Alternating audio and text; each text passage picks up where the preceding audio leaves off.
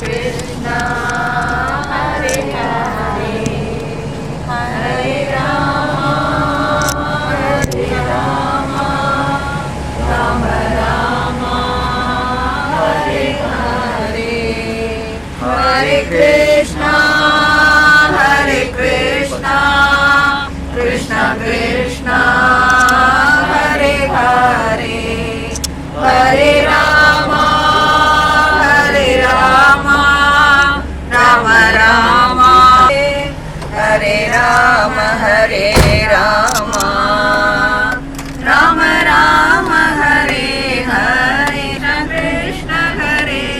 நமஸ்காரம். ஸ்ரீ வைஷ்ணவ சம்பிரதாயத்தில்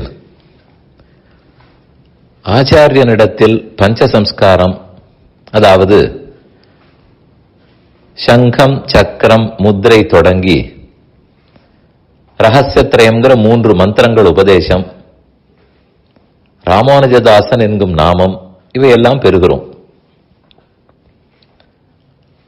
எந்த ஒரு குடும்பத்துக்கும் ஒரு ஆச்சாரியன் இருப்பார். அவரிடத்தில் தான் பெற்றுக்கொள்வோம். அதன் மூலம் சுவாமி ராமானுஜரோடு தொடர்பு ஏற்படுகிறது. அவர் நம்மை பெருமானிடத்தில் சேர்த்து வைக்கிறார். அதனால் ராமானுஜருக்கு மிக மிக முக்கியத்துவம். உத்தாரக ஆச்சாரியன். இன்று நம் கண் முன்னே நடமாடிக்கொண்டிருக்கும் ஆச்சாரியன், உபகாரக ஆச்சாரியன் முக்கியமானவர். ஆனால் காலப்போக்கில் வேகமான வாழ்க்கை, வேலை பளு, குடும்ப சூழல்கள், போட்டிகள், இவற்றுக்கு நடுவில் ஆன்மீகம், பக்தி என்பதே கஷ்டப்பட்டு நேரம் ஒதுக்க வேண்டி உள்ளது. அதற்குரிய சூழ்நிலை இருந்து விடுமானால் நடந்துவிடும். இடமோ சூழ்நிலையோ இல்லை என்றால் இன்னமுமே கஷ்டம். இவற்றில் வடிகட்டி பார்த்தால் கண்டிப்பாக பெருமானிடத்தில் பக்தி. எப்போதாவது கோவிலுக்கு போக வேண்டும், வாரத்துக்கு ஒரு முறையாவது போக வேண்டும், அருகில் இருப்பவர்கள் தினமும் செல்லலாம், இந்த அளவுக்கு கூட வந்துவிடும். ஆனால் அதைவிட எது முக்கியம்? ஆச்சாரியனிடத்தில் பக்தி. அது இருந்தால்தான் ராமானுஜ சம்பந்தம் கிட்டும். ராமானுஜனிடத்தில் பக்தி அது இருந்தால்தான் பெருமானை அடைய முடியும். வாழ்க்கைக்கு வழிகாட்டுபவர்கள் இவர்கள். ஆனால் அந்த நாட்களை போல் ஆச்சாரியன் எந்த ஊரில் இருக்கிறாரோ நாம் கூடவே இருப்பதில்லை. எங்கெங்கோ இருக்கிறோம், ரொம்ப தள்ளியும் இருக்கிறோம். அப்ப அவரை அடிக்கடி பார்க்க முடியாது. இப்படி இருக்கும்போது எப்படி அவரிடத்தில் பக்தி நிலைக்கும்? குருவனிடத்தில் பக்தி வேண்டுமானால் அவரை அடிக்கடி சந்தித்து தொண்டு செய்து அவர் நமக்கு உபதேசித்து இந்த பரிமாற்றம் நன்றாக இருந்தால் தானே பக்தி நிலைக்கும். பெருமானிடத்தில் இருக்கிறதே என்றால் எல்லா விதத்திலும் அவர் வேண்டும் என்று புரிந்து விடுகிறது. அது பாரதத்தின் சிறப்பு. அதற்கு மேல் ஆச்சாரியர்கள் முக்கியம். பெருமான் எப்படி முக்கியமோ அதை போல ஆச்சாரியர்கள் முக்கியம். அதுவும் இன்று நம் கண்முன்னே இருப்பவர் மிக முக்கியம். இந்த எண்ணம் வளர வேண்டுமே. இதற்கு வழி என்ன?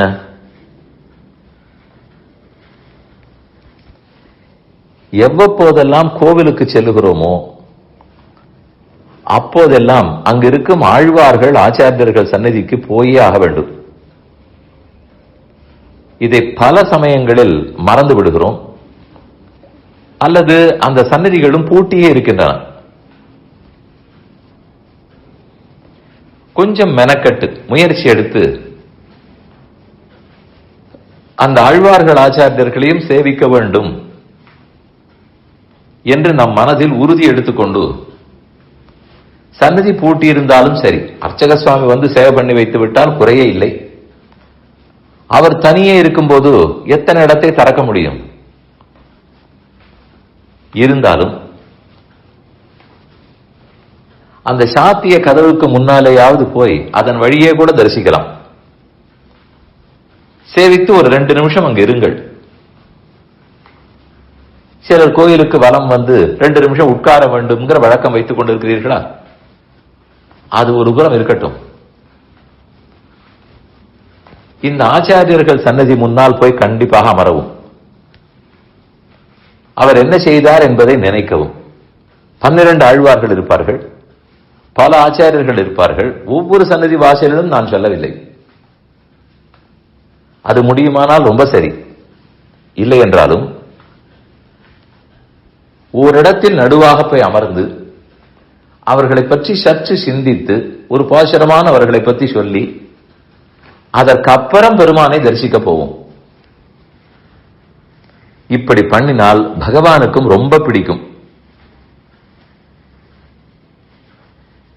நமக்கும் அவர்களுடைய முக்கியத்துவம் மெதுவே உள்ளத்தில் ஊறும். இதை சிறுபிராயம் முதலே பார்க்கக்கூடிய நம்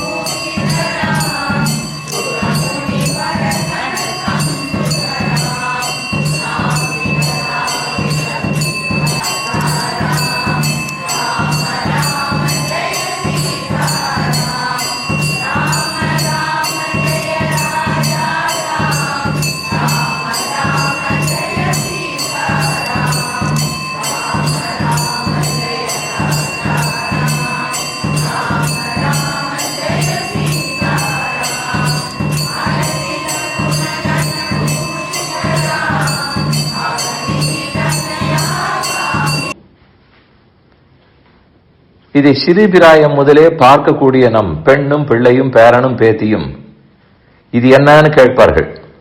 அவர்களுக்கு விளக்குவோம். அப்ப கடவுள் மட்டும்தான், பகவான் மட்டும்தான், பாக்கி பேருக்கு என் பக்தியில் இடமில்லை, இந்த எண்ணம் மாறியாக வேண்டும். அந்த பெருமானிடத்தில் பக்தியே இவர்கள் மூலம்தான். ஆச்சாரியர்கள் இல்லாமல் நான் எதை தெரிந்து கொண்டிருப்பேன்?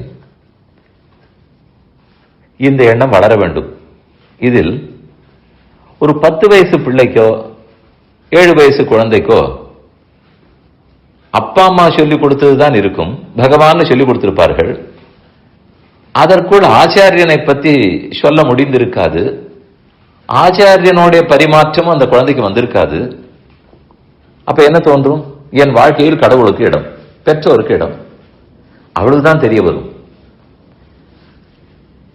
அதனால்தான் அந்த நாட்களில் எல்லாம் ஆழ்வாராச்சாரியர்கள் இருக்கும் பிரதிஷ்டையாக இருக்கும் கோயிலுக்குத்தான் செல்வது என்றே வழக்கமாக கொண்டிருந்தனர். அதனால் இந்த விஷயத்தை சீர்தூக்கி பார்த்து கண்டிப்பாக நேரம் ஒதுக்கி கடைபிடிக்க வேண்டும் என்று பிரார்த்திக்கிறேன். சஹஸ்ரநாமம் தினமும் சொல்லுகிறோம், எவ்வளவோ நல்லது செய்யும். ஒவ்வொருத்தருக்கும் சஹஸ்ரநாமம் உள்ளது. அதில் ரொம்ப பிரபலமானது பிரசித்தமானது ஸ்ரீ விஷ்ணு சஹஸ்ரநாம அத்தியாயம். மகாவிஷ்ணுவுக்கு சஹஸ்ரநாமம் பீஷ்மாச்சாரியர் கோத்து தர்மபுத்திரனுக்கு உபதேசித்தது. அதைத்தான் தினமும் சொல்லுகிறோம். இதுபோல் லக்ஷ்மி சஹஸ்ரநாமம் என்று காணப்படுகிறது. அது மகாலட்சுமிக்குண்டான 1000 நாமங்கள். லக்ஷ்மி அஷ்டோத்தர சதநாமாவளி 108 நாமங்களும் நீங்கள் அறிந்திருப்பீர்கள். அதுகொண்டுதான் கோவில்களில் அர்ச்சனை பண்ணுவார்கள். லக்ஷ்மி சஹஸ்ரநாமத்தில் 1000 நாமங்களில் இது ஒரு திருநாமம். பும் பிரதான ஈஸ்வர ஈஸ்வரி. அவளை ஈஸ்வரின்னு சொல்லுகிறார். எதற்கு ஈஸ்வரி? யாருக்கு தலைவி? ஈஸ்வரன் என்றால் நியமிப்பவர்னு பொருள், ஆணை செலுத்துபவர். ஈஸ்வரி என்றால் அந்த ஆணை செலுப்பவருடைய தர்மபத்னி. தன்னுடைய அடியார்கள் எல்லாரையும் அவள் ஆணைக்குட்படுத்தி நல்லதே செய்கிறாள். 3 வகையை சொல்லுகிறார்கள். பும், பிரதான, ஈஸ்வர, ஈஸ்வரி. பும்னா புருஷன், ஆத்மாக்கள்னு அர்த்தம். ஆத்மாக்களுக்கெல்லாம் எல்லா ஜீவர்களுக்கும் ஈஸ்வரியாக இருக்கிறாள். பிரதானம் என்றால் பிரகிருதி, ஜடப்பொருள்கள் அனைத்துக்கும் அவள்தான் தலைவி. அத்தனையும் உடையவள் அவளே. ஈஸ்வரன் பகவான், திருமாலையும் உடையவள் ஈஸ்வரி அவளே. சித்து, அசித்து, ஈஸ்வரன் என்கிற 3க்கும் அவள் ஈஸ்வரி. இதை பார்க்கும்போது நமக்கு தோன்றும், இது சாத்தியமா? ஜடப்பொருள்களுக்கும் அறிவுடைய சேதனர்கள் ஆத்மாக்களுக்கும் அவள் தலைவி, அதில் எந்த சந்தேகமும் இல்லை. பகவானுக்கும் அவள் தலைவியா? ஆமாம், அப்படித்தான் உபனிஷத்துக்கள், ஆழ்வார்கள், ஆச்சாரியர்கள் எல்லாரும் பாடியுள்ளார்கள். உண்மையும் அதுவே. ஆனால் பெருமானுக்கும் தலைவியாக இருக்கிறாள் என்பதில் ஒரு வேறுபாடு உள்ளது. நமக்கெல்லாம் பிராட்டி தலைவி என்பது சொரூபத்தாலே, அதுதான் இயற்கையான தன்மையே. நாம் தொண்டர்கள், அவள் தலைவி. ஆனால் பெருமானுக்கு தலைவியாக இருக்கிறாள் என்பது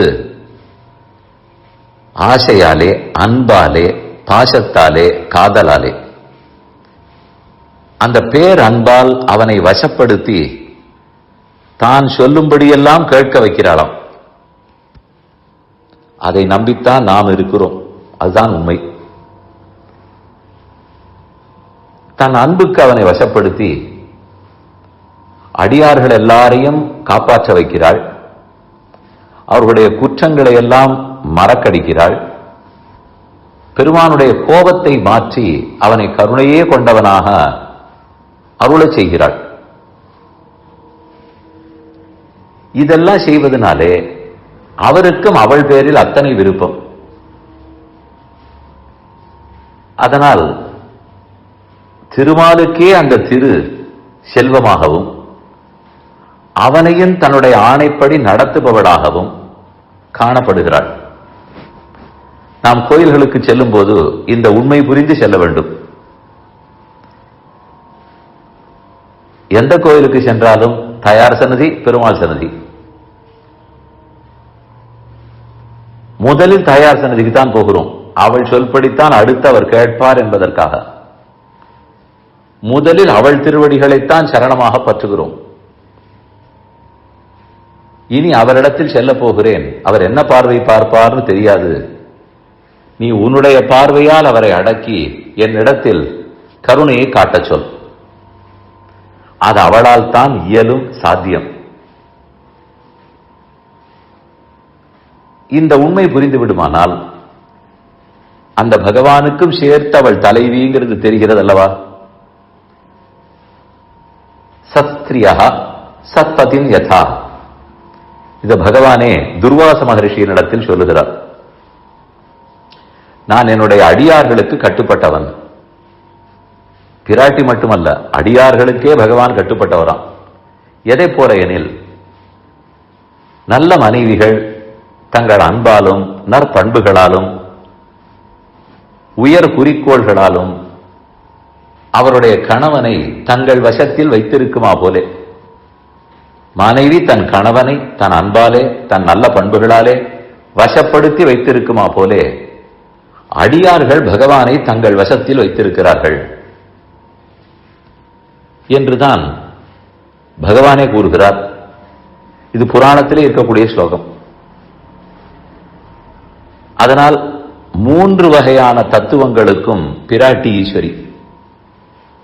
சித்து, அசித்து, ஈஸ்வரன் ஆகிய மூவருக்கும் அவள் ஈஸ்வரியாக இருக்கிறாள். இதுதான் இந்த சம்பிரதாயத்துக்கே இருக்கிற பெருமை. கோவில்களில் விக்கிரக வடிவத்தில் பகவான் எழுந்துருளி இருக்கிறார். ஆகம முறைப்படி பூஜை, ஆகமப்படிக்கு பிரதிஷ்டை. எத்தனையோ மகான்கள் வந்து வழிபாடு செய்திருப்பார்கள். இதெல்லாம் பகவானுக்கு தனி சிறப்பு. நம் கண்கொண்டு பார்க்கும் விக்கிரக வடிவத்தில் உள்ளார். அந்த கோயில் சாநித்தியம்னு சொல்லுவார்கள்.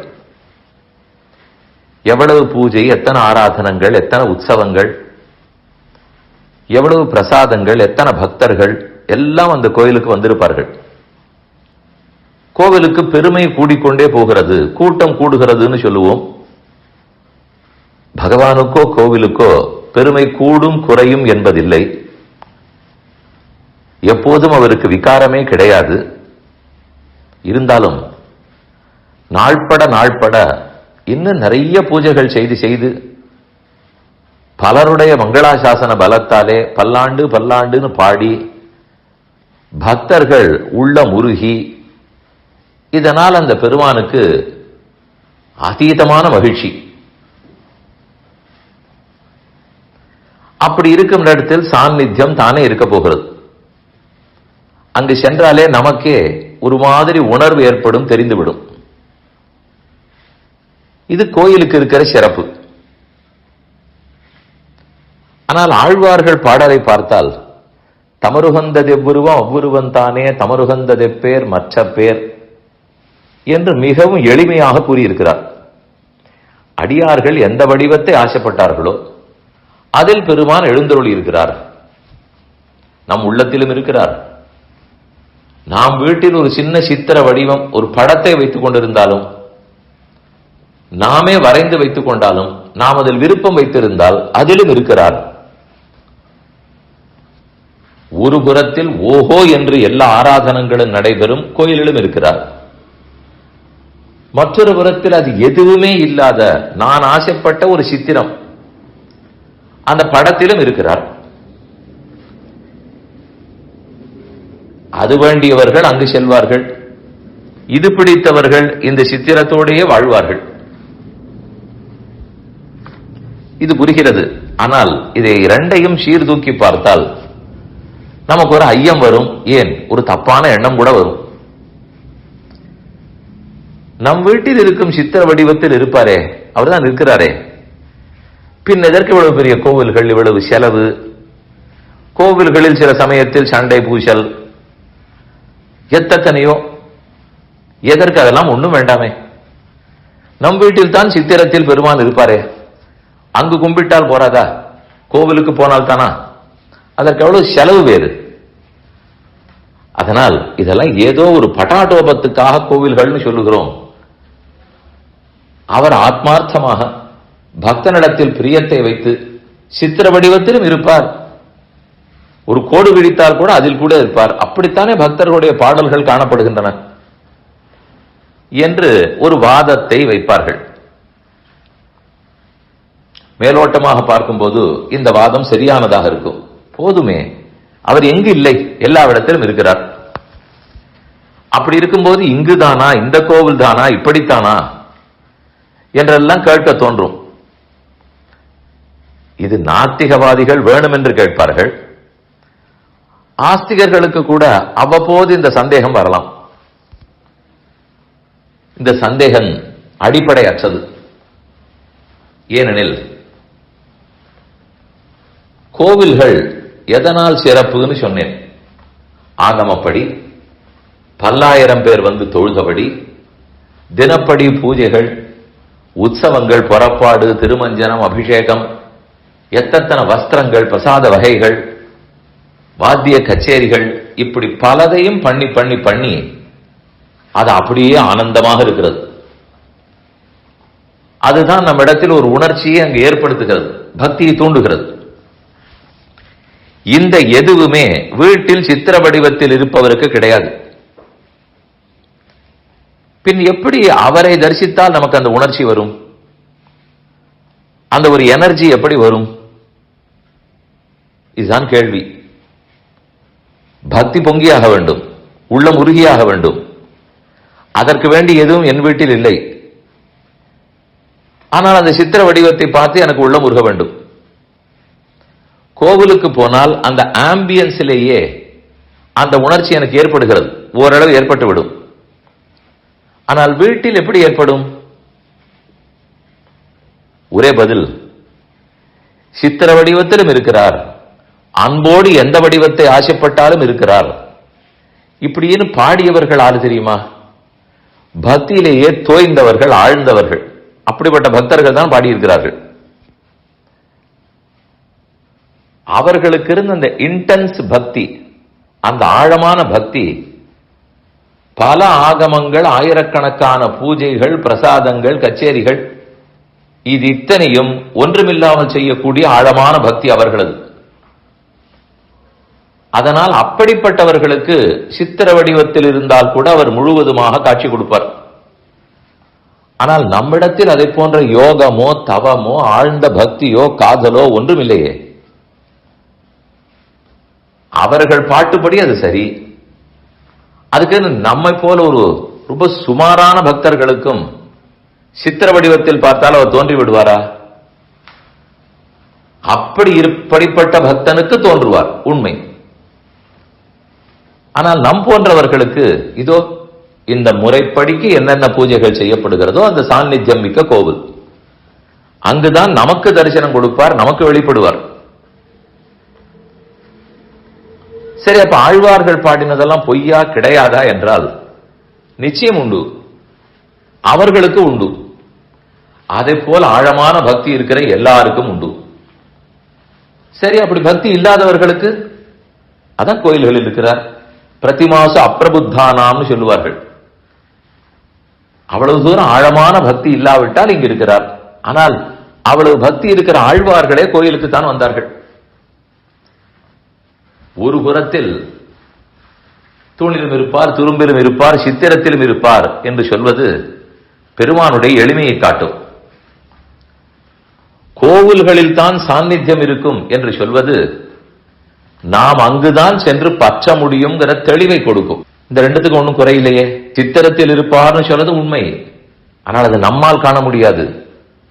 அந்த சாநித்தியம் நமக்கு கிடைக்காது.